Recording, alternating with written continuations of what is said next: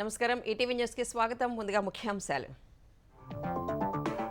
తెలంగాణలో టీచర్ల పదోన్నతుల ప్రక్రియ ఉపసంహరించుకోవాలన్న హైకోర్టు. సింగిల్ జడ్జి వద్ద వివాదం పెండింగ్ లో ఉంటే ఎలా చేపట్టారని ఆగ్రహం.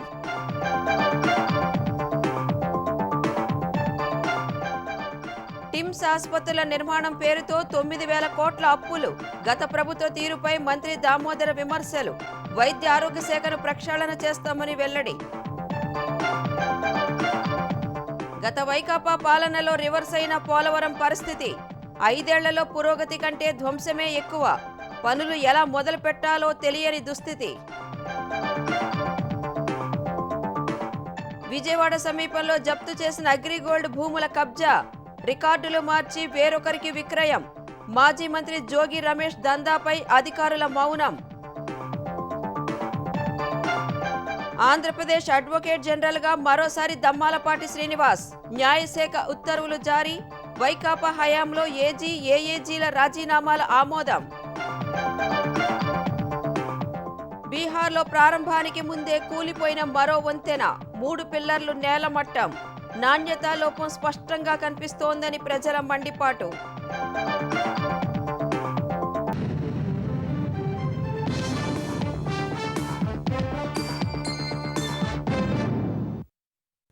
తెలంగాణలో ఉపాధ్యాయుల పదోన్నతుల ప్రక్రియపై హైకోర్టు ఆగ్రహం వ్యక్తం చేసింది. పదోన్నతులపై వివాదం కోర్టులో పెండింగ్లో ఉన్నప్పటికీ ప్రక్రియను ఎలా కొనసాగిస్తారని ప్రభుత్వాన్ని నిలదీసింది. తక్షణమే పదోన్నతుల ప్రక్రియను ఉపసంహరించుకోవాలని స్పష్టం చేసింది. ఉపాధ్యాయుల పదోన్నతులకు సంబంధించిన వివాదం కోర్టులో పెండింగ్ లో ఉన్నప్పటికీ ప్రక్రియను ఎలా కొనసాగిస్తారని తెలంగాణ హైకోర్టు రాష్ట్ర ప్రభుత్వాన్ని ప్రశ్నించింది. ఉపాధ్యాయ అర్హత పరీక్ష టెట్ తో సంబంధం లేకుండా పదోన్నతులు కల్పించాలన్న ఏకసభ్య ధర్మాసనం ఉత్తర్వుల్ని డివిజన్ బెంచ్ రద్దు చేస్తూ వెనక్కు పంపిన విషయం తెలిసి ఎలా చేపడతారని పాఠశాల విద్యాశాఖ కమిషనర్ శ్రీ దేవసేనను ప్రశ్నించింది. ఇది కోర్టు ఉత్తర్వుల్ని ఉల్లంఘించడమేనని పేర్కొంది. టెట్ కు సంబంధించి 2 వేర్వేరు ఉత్తర్వులు ఉన్నందున రెండింటినీ పరిశీలించి నిర్ణయం తీసుకోవాలని సింగిల్ జడ్జికే వివాదాన్ని పంపిన విషయం తెలిసి కూడా ప్రక్రియను ఎలా చేపడతారని ప్రశ్నించింది.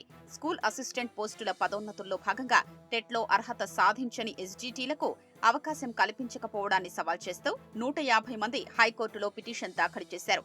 దీనిపై విచారించిన సింగిల్ జడ్జి టెట్ తో సంబంధం లేకుండా పదోన్నతులు కల్పించారని మధ్యంతర ఉత్తర్వులు ఇవ్వగా వీటిని సవాల్ చేస్తూ 52 మంది హైకోర్టులో అప్పీలు దాఖలు చేశారు. దీనిపై ద్విసభ్య ధర్మాసనం విచారణ చేపట్టింది. పిటిషనర్ల తరపున వాదించిన న్యాయవాది రాజశేఖర్ టెట్ అర్హత లేని వారికి స్కూల్ అసిస్టెంట్ పోస్టుల పదోన్నతులకు అవకాశం కల్పిస్తే అన్యాయం జరుగుతుందన్నారు.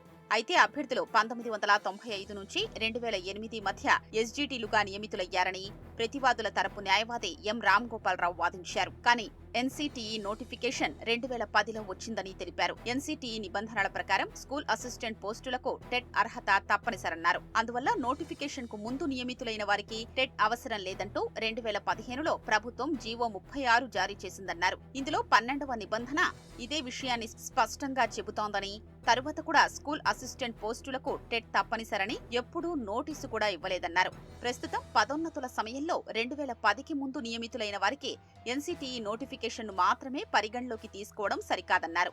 ఈ నిబంధనల్ని ప్రస్తుత పిటిషనర్లతో సహా ఎవరూ సవాల్ చేయలేదన్నారు. మరో పిటిషన్లో ఎన్సీటీఈ నోటిఫికేషన్ ప్రకారం పదోన్నతులు చేపట్టాలంటూ మరో సింగిల్ జడ్జి ఉత్తర్వులు జారీ చేశారన్నారు. అప్పీలుపై విచారించి ధర్మాసనం ఈ నెల 14న వివాదాన్ని తిరిగి సింగిల్ జడ్జి వద్దకే పంపింది. ఎన్సీటీఈ నోటిఫికేషన్ ప్రకారం జరగాలన్న అంశాన్ని జీవో 36ను అమలు చేయాలన్న విషయాన్ని పరిగణలోకి తీసుకుని నిర్ణయం వెల్లడించాలని ఆదేశించింది. ఇవి సింగిల్ జడ్జి వద్ద పెండింగ్ లో ఉండగానే ప్రభుత్వం పదోన్నతుల ప్రక్రియను ప్రారంభించింది. ఈ విషయాన్ని ధర్మాసనం ముందు ప్రస్తావించిన ప్రభుత్వ న్యాయవాది హైకోర్టులో అప్పీల్ చేస్తున్నట్లు ప్రభుత్వానికి తెలియదన్నారు. ఎలాంటి కాపీల్ని అందజేయలేదని, కౌంటర్ కూడా దాఖలు చేయలేదన్నారు. కొంత సమయం ఇస్తే కోర్టుకొచ్చిన అధికారుల్ని వివరణ అడిగి చెబుతానన్నారు. దీంతో సంబంధిత అధికారిని పిలవాలని ధర్మాసనం ఆదేశించగా పాఠశాల విద్యాశాఖ కమిషనర్ శ్రీ దేవసేన హాజరయ్యారు. ఎన్సీటీఈ నిబంధనల ప్రకారమే ప్రక్రియ మొదలుపెట్టామని, ఇందులో టెట్ అర్హత లేని వారిని పరిగణలోకి తీసుకున్నామని చెప్పగా ధర్మాసనం అసహనం వ్యక్తం చేసింది. సింగిల్ జడ్జి ఇచ్చిన ఉత్తర్వుల్ని రద్దు చేసి వెనక్కి పంపిన విషయం తెలిసి కూడా ప్రక్రియను ఎలా చేపడతారని నిలదీసింది. ఇది కోర్టు ఉత్తర్వుల్ని ఉల్లంఘించడమేనని పేర్కొంది. ఈ నెల 14న ఇచ్చిన ఉత్తర్వులే అమల్లో ఉంటాయని, తాజాగా ఎలాంటి ఆదేశాలు ఇవ్వలేమంటూ అప్పీళ్లపై విచారణను మూసేసింది. ఇప్పటికే ఇచ్చిన పదోన్నతుల ఉత్తర్వుల్ని ఉపసంహరించుకునేలా ప్రభుత్వానికి సూచించాలంటూ ప్రభుత్వ న్యాయవాదికి స్పష్టం చేసింది.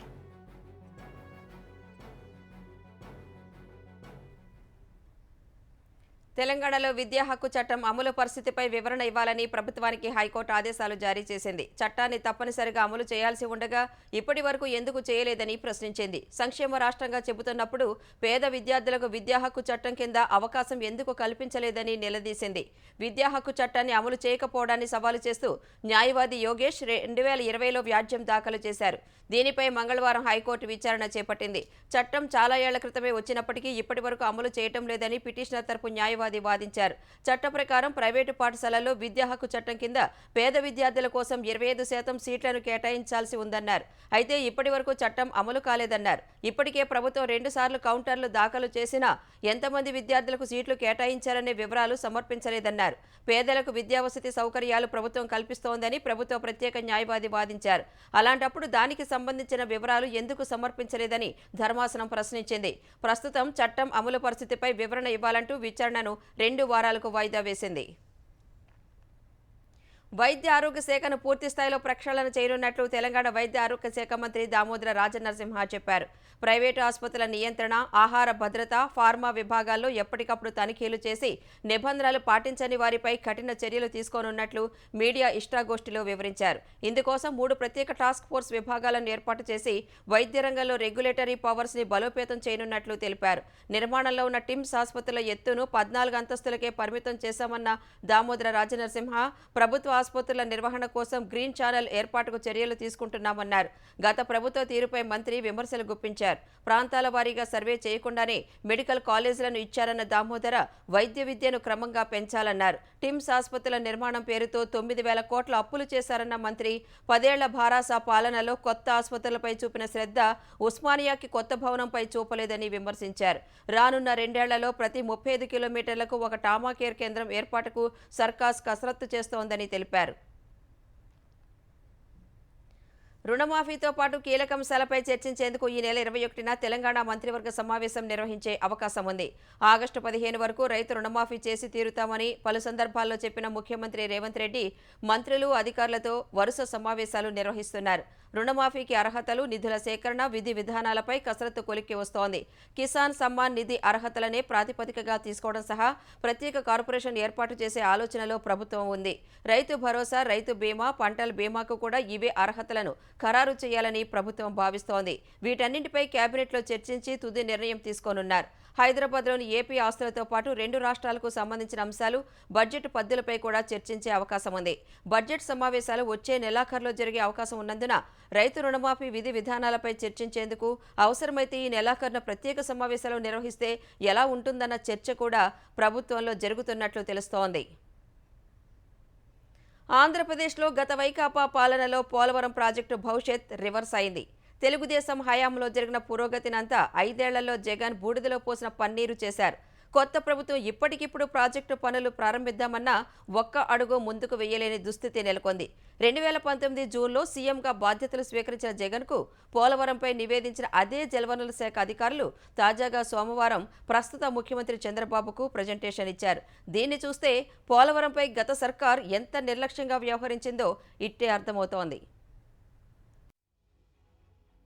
జగన్ ప్రభుత్వ హయాంలో పోలవరం ప్రాజెక్టు ఎంతో వెనక్కి వెళ్లిపోయింది. అంతకుముందు 5 ఏళ్లు జరిగిన అభివృద్ధంతా వైకాపా పాలన సాగిన గత 5 ఏళ్లలో సర్వనాశనమైపోయిన పరిస్థితి కళ్ల ముందే కనిపిస్తోంది. ఇప్పటికిప్పుడు పనులు ప్రారంభించలేని దుస్థితి, ఒక్క అడుగు ముందుకేయలేని స్థితి, ప్రతి అంశంలోనూ అనిశ్చితి, ప్రతి నిర్మాణము సవాల్ విసిరే పరిస్థితి. ప్రాజెక్టు వాస్తవ ముఖచిత్రాన్ని ఒక్క ముక్కలో చెప్పాలంటే 2019లో ఏ స్థాయిలో ఉందో అంతకన్నా వెనక్కి వెళ్లిపోయింది. అధికారుల లెక్కల ప్రకారం పోలవరం ప్రాజెక్టు నిర్మాణంలో జగన్ ప్రభుత్వం 5 ఏళ్లలో సాధించిన పురోగతి కేవలం 4.5%. ప్రాజెక్టు నిర్మాణంలో మొత్తం 75.77% పురోగతి జరిగిందని అధికారులు పేర్కొంటున్నారు. అందులో డయాఫ్రమ్ వాల్ నిర్మాణం పూర్తయినట్లు లెక్కిస్తున్నారు. డయాఫ్రమ్ వాల్ 2019, 2020 వరదల్లో ధ్వంసమైందని అధికారులే చెబుతున్నారు.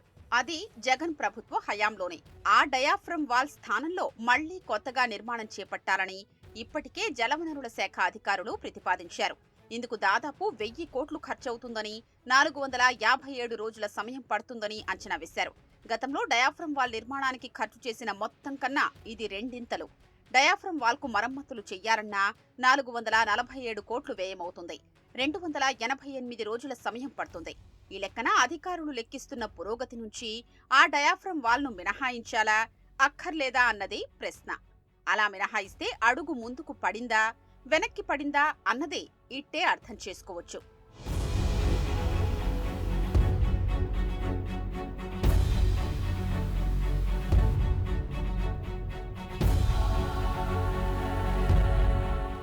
పోలవరం ప్రాజెక్టులో 500 కోట్లతో నిర్మించిన ఎగువ కాఫర్ డ్యాం, దిగువ కాఫర్ డ్యాంలో లీకేజీలతో సతమతమవుతున్నాయి.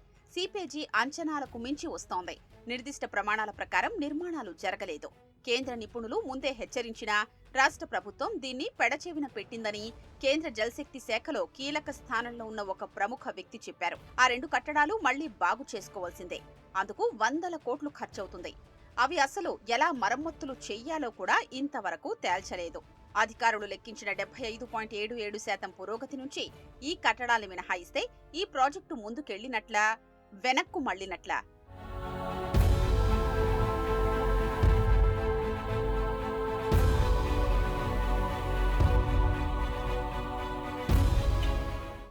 రెండు 2020 వరదలకు ముందు ప్రధాన డ్యాం నిర్మించాల్సిన ప్రాంతం భేషుగ్గా ఉంది.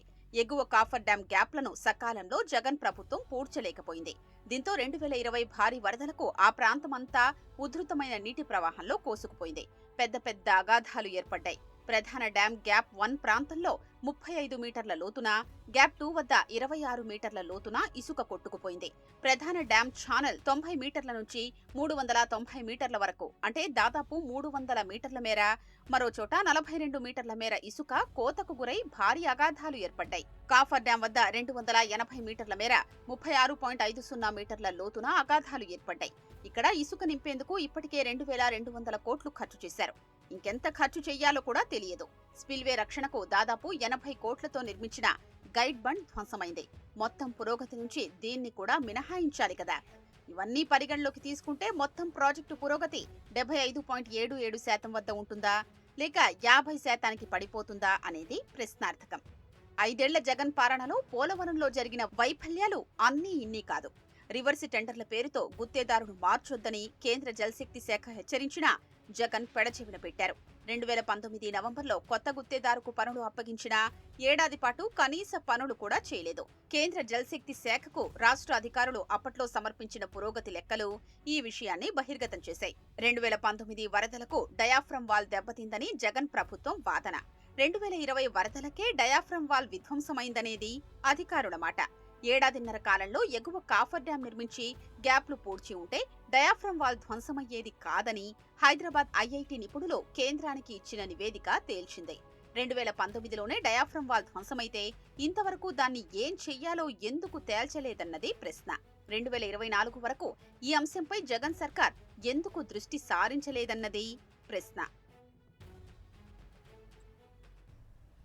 ఆంధ్రప్రదేశ్ పంచాయతీరాజ్, గ్రామీణాభివృద్ధి, అటవీ, పర్యావరణ, శాస్త్ర సాంకేతిక శాఖల మంత్రిగా పవన్ కళ్యాణ్ నేడు బాధ్యతలు చేపట్టనున్నారు. విజయవాడలోని క్యాంపు కార్యాలయంలో ఈ ఉదయం బాధ్యతలు తీసుకుంటారని అధికారులు తెలిపారు. తనకు కేటాయించిన క్యాంపు కార్యాలయాన్ని ఉప ముఖ్యమంత్రి పవన్ మంగళవారమే పరిశీలించి అధికారులకు కొన్ని మార్పులు సూచించారు.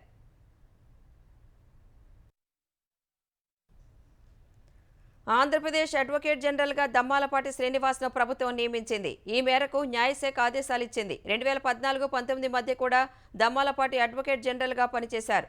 ఆంధ్రప్రదేశ్ ప్రభుత్వానికి సంబంధించిన వివిధ కేసులను హైకోర్టు, సుప్రీంకోర్టులో ఏజీగా దమ్మాలపాటి వాదించారు. సుదీర్ఘ అనుభవం దృష్ట్యా ఆయననే ఏజీగా నియమిస్తూ ప్రభుత్వం నిర్ణయం తీసుకుంది.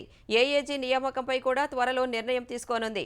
అంతకుముందు గత వైకాపా ప్రభుత్వంలో ఏజీ, అదనపు ఏజీ, పీపీలుగా పనిచేసిన వారి రాజీనామాలను ప్రభుత్వం ఆమోదించింది. వైకాపా హయాంలో అడ్వకేట్ జనరల్గా ఎస్ శ్రీరామ్, అదనపు ఏజీగా పొన్నవోలు సుధాకర్ రెడ్డి, పీపీగా వై నాగిరెడ్డి పనిచేశారు. ఎన్నికల్లో వైకాపా ఓటమి పాలయ్యాక ఏజీ, అదనపు ఏజీ, పీపీ ప్రభుత్వానికి రాజీనామా లేఖలు సమర్పించారు. గ్రామ వార్డు సచివాలయాలు మీ సేవా కేంద్రాల్లో ధృవీకరణ పత్రాల జారీపై ఆంధ్రప్రదేశ్ ప్రభుత్వం మార్గదర్శకాలు జారీ చేసింది. ప్రభుత్వ పథకాలు కార్యక్రమాలకు సంబంధించి లోగోలు సర్టిఫికేట్స్ జారీ చేసే విషయంలో జాగ్రత్తలు తీసుకోవాలని ఆదేశించింది. పాస్ పుస్తకాలు ధృవీకరణ పత్రాలు ఇతర పత్రాల్లో ఎలాంటి ఫోటోలు రంగులు రాజకీయ పార్టీ జెండాలు ఉండటానికి వీల్లేదంటూ సర్క్యులర్ జారీ చేసింది. 2019-24 మధ్య అమలు చేసిన కొన్ని పథకాలకు పేర్లు మార్చామని, గత ప్రభుత్వంలో పథకాలకు ఉన్న పేర్లను తక్షణం తొలగించాలని సూచించింది. కొత్త పేర్లు ఖరారు చేసే వరకు సదరు పథకాల జెనరిక్ పేర్లను కొనసాగించాలని స్పష్టం చేసింది. పార్టీ రంగులతో జెండాలతో ఉండే ప్రభుత్వ అధికారిక వెబ్సైట్లు, పాస్ పుస్తకాలు, లబ్ధిదారుల పుస్తకాలు, ధృవీకరణ పత్రాలను నిలిపివేయాలని ఆదేశాలిచ్చింది. ధృవీకరణ పత్రాలు, పాస్ పుస్తకాలు, ఇతర పత్రాలు జారీ చేయాల్సిన నమూనాలను కూడా జతపరుస్తూ ప్రభుత్వం సర్క్యులర్ జారీ చేసింది. ఈ ఆదేశాల్లో ఎలాంటి మార్పులు జరిగినా తీవ్ర పరిణామాలు ఉంటాయని స్పష్టం చేసింది. ఈ మేరకు కార్యదర్శులు, హెచ్ఓడీలకు ప్రభుత్వం ఆదేశాలిచ్చింది. ఆంధ్రప్రదేశ్లో ప్రభుత్వ ఉద్యోగుల పీఆర్సీ విషయంలో గత ప్రభుత్వం చేసిన మోసాలు ఒక్కొక్కటిగా వెలుగు చూస్తున్నాయి. ప్రభుత్వ ఉద్యోగుల కోసం ఎలాంటి సిఫార్సు చేయకుండానే, అసలు ఉద్యోగుల నుంచి ఒక్క విజ్ఞాపన పత్రాన్ని తీసుకోకుండానే 12వ పీఆర్సీ కథ ముగిసిపోయింది. ఈ నెల 14న పీఆర్సీ కమిషనర్ విశ్రాంత్ ఐఏఎస్ అధికారి మన్మోహన్ సింగ్ ఆ పదవి నుంచి తప్పుకున్నారు. తనను రిలీవ్ చేయాల్సిందిగా సీఎస్ నీరబ్ కుమార్ ప్రసాద్కు లేఖ రాశారు. 2023 జూలైలో 12వ పీఆర్సీ కమిషనర్గా తనను అప్పటి జగన్ ప్రభుత్వం నియమించినప్పటికీ ఉద్యోగులను, సిబ్బందిని కేటాయించకపోవడం వల్ల ఎలాంటి సిఫార్సులు చేయలేకపోయినట్లు ఆయన పేర్కొన్నారు. తక్షణం 12వ పీఆర్సీ కమిషనర్గా తనను రిలీవ్ చేయాలని లేఖలో కోరారు. మన్మోహన్ సింగ్ లేఖతో గత వైకాపా ప్రభుత్వ ఉద్యోగులను నిలువునా మోసం చేసినట్టు తేటతెల్లమవుతోంది. ఉద్యోగుల తీవ్ర ఆందోళనల మధ్య 2022లో 23% మేర రివర్స్ పీఆర్సీని ప్రకటించింది. కానీ పీఆర్సీకి కనీసం కార్యాలయాన్ని కూడా ఏర్పాటు చేయలేదు. పీఆర్సీ కమిషనర్కు కుర్చీ కూడా లేదంటూ ఉద్యోగ సంఘాలు తీవ్రస్థాయిలో జగన్ ప్రభుత్వంపై మండిపడుతున్నాయి. ఉద్యోగులు లేకపోవడం వల్ల అసలు పని కూడా ప్రారంభించలేకపోయినట్టు పీఆర్సీ కమిషనర్ పేర్కొనడం గత ప్రభుత్వ తీరును ప్రత్యక్ష నిదర్శనంగా నిలుస్తోంది.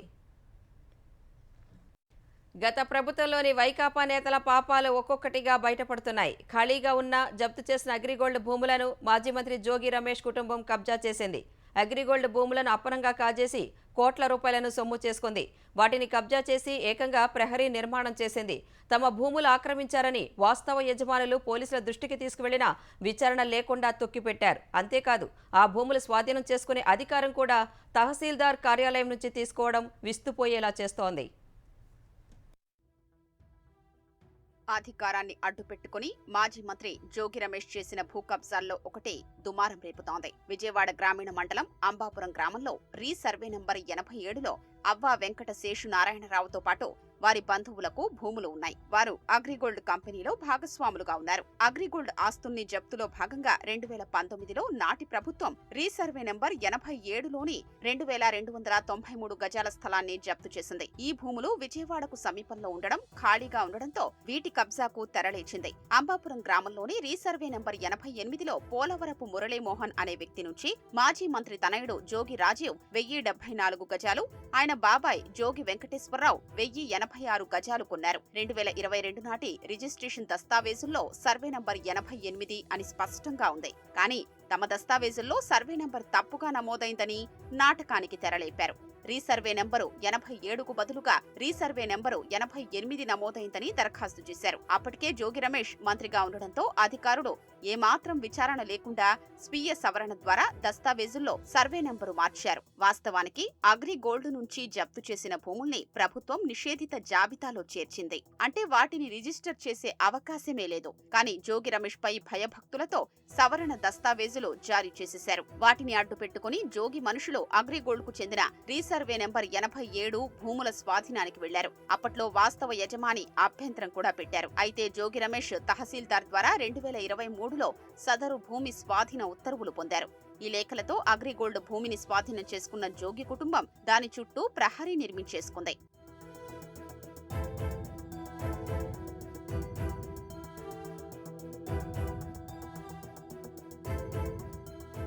అడ్డదారిలో స్వాధీనం చేసుకున్న భూమిని జోగి కుటుంబం వెంటనే వేరొకరికి అంటగట్టింది. వైకాపా కార్పొరేటర్ పడిగపాటి చైతన్యరెడ్డి బంధువులకు 2023 మే నెలలో విక్రయించారు. వాస్తవ యజమానులు దీనిపై విజయవాడ 2వ పట్టణ పోలీస్ స్టేషన్లో 2024 జనవరిలో ఫిర్యాదు చేశారు. సదరు ఫిర్యాదుపై సర్వే చేసి వాస్తవ వివరాలు తెలపారని అప్పటి ఎస్ఐ విజయవాడ గ్రామీణ తహసీల్దార్కు 2024 జనవరి 20న లేఖ రాశారు.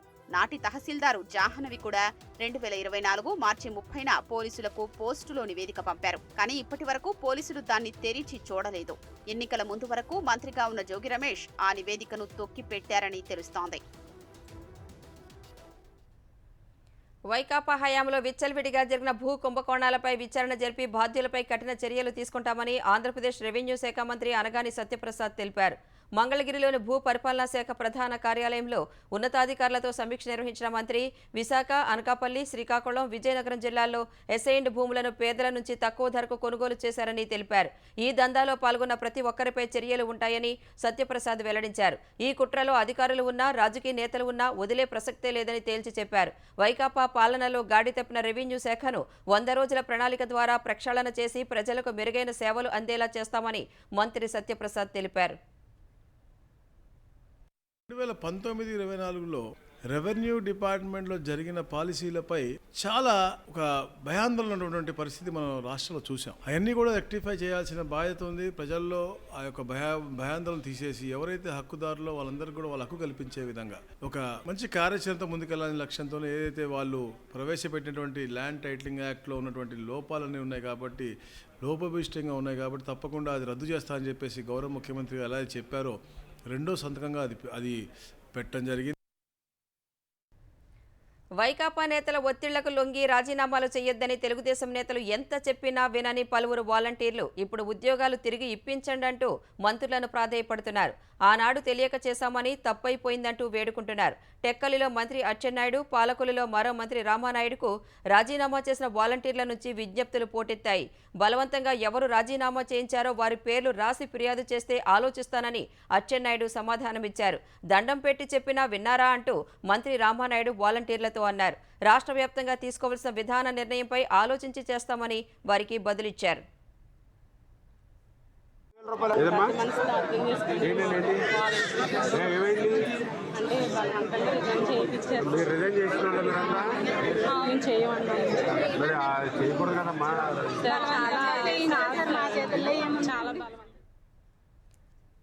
రామోజీ గ్రూప్ సంస్థల చైర్మన్ రామోజీరావుకు పలువురు ప్రముఖులు నివాళులర్పించారు. మంగళవారం ఫిలిం సిటీలోని రామోజీరావు నివాసానికి వెళ్లి వారి కుటుంబ సభ్యులను పరామర్శించారు. కేంద్ర మాజీ మంత్రి సర్వే సత్యనారాయణ, సిపిఐ ఆంధ్రప్రదేశ్ కార్యదర్శి రామకృష్ణ, తెలుగుదేశం నేతలు బుద్దా వెంకన్న, ప్రభాకర్ చౌదరి, సినీ నటి జయసుధ, బీసీసీఐ మాజీ చీఫ్ సెలెక్టర్ ఎంఎస్కే ప్రసాద్ నివాళులర్పించారు. రామోజీరావును నవతరం స్ఫూర్తిగా తీసుకోవాలని జయసుధ సూచించారు. తెలుగు సినీ పరిశ్రమతో పాటు భారతీయ చలనచిత్ర రంగానికి రామోజీరావు గొప్ప పేరు ప్రఖ్యాతులు తెచ్చారని కొనియాడారు. వారి గురించి చెప్పాలంటే ఎంత చెప్పినా సరే తెలుగు ఇండస్ట్రీకే కాదు ఇండియన్ సినిమాకే వారు తీసుకొచ్చిన పేరు, అలాగే ఇప్పుడున్న జనరేషన్, రాబోయే జనరేషన్ ప్రతి ఒక్కరూ వారిని ఇక్కడ నుంచి నేర్చుకోవాల్సింది, వారి గురించి తెలుసుకోవాలి. తప్పకుండా ఎంతో మంది యంగర్ జనరేషన్లో వారిని స్ఫూర్తిగా తీసుకుని ముందుకు రావడానికి అవకాశం ఉంది. బీహార్లో కోట్ల రూపాయలు ఖర్చు పెట్టి నిర్మించిన ఓ వంతెన ప్రారంభానికి ముందే కుప్పకూలింది. అరారియా జిల్లాలోని బాక్రా నదిపై కుస్రాకాంత, కిస్రీ ప్రాంతాలను కలుపుతూ ఓ వంతెనను నిర్మించారు. అకస్మాత్తుగా భారీ శబ్దంతో వంతెన కూలిపోయింది. వెంటనే స్థానికులు అధికారులకు సమాచారం ఇచ్చారు. ఘటనా స్థలానికి చేరుకున్న అధికారులు వంతెనలో 3 పిల్లర్లు కూలిపోయినట్లు గుర్తించారు. పూర్తిస్థాయి దర్యాప్తు జరిపి బాధ్యులపై కఠిన చర్యలు తీసుకుంటామని వెల్లడించారు. జిల్లా గ్రామీణ పనుల విభాగం ఆధ్వర్యంలో ఈ వంతెన నిర్మాణం జరిగినట్లు అధికారులు చెప్పారు. ఇందుకోసం దాదాపు 12 కోట్లు ఖర్చు పెట్టినట్లు అంచనా వేశారు. బ్రిడ్జి పూర్తయినప్పటికీ ఇరువైపులా అప్రోచ్ రోడ్డు పనులు మిగిలి ఉండటం వల్ల ఇంకా ప్రారంభించలేదని తెలుస్తోంది. వంతెన నిర్మాణంలో నాణ్యతా లోపం స్పష్టంగా కనిపిస్తోందని స్థానికులు మండిపడుతున్నారు. వరుసగా 3వ ప్రధానిగా బాధ్యతలు చేపట్టిన తర్వాత నరేంద్ర మోదీ తొలిసారి జమ్మూ కాశ్మీర్లో పర్యటించనున్నారు. గురువారం అక్కడికి వెళ్లనున్న మోదీ శుక్రవారం శ్రీనగర్లోని షేర్-ఇ-కశ్మీర్ ఇంటర్నేషనల్ కాన్ఫరెన్స్ సెంటర్లో జరిగే 10వ అంతర్జాతీయ యోగా దినోత్సవానికి నేతృత్వం వహించనున్నారు. జమ్మూ కాశ్మీర్లో వరుస ఉగ్ర ఘటనలు ఈ నెల 29 నుంచి అమర్నాథ్ యాత్ర ప్రారంభం కానున్న వేళ మోదీ పర్యటన ప్రాధాన్యం సంతరించుకుంది.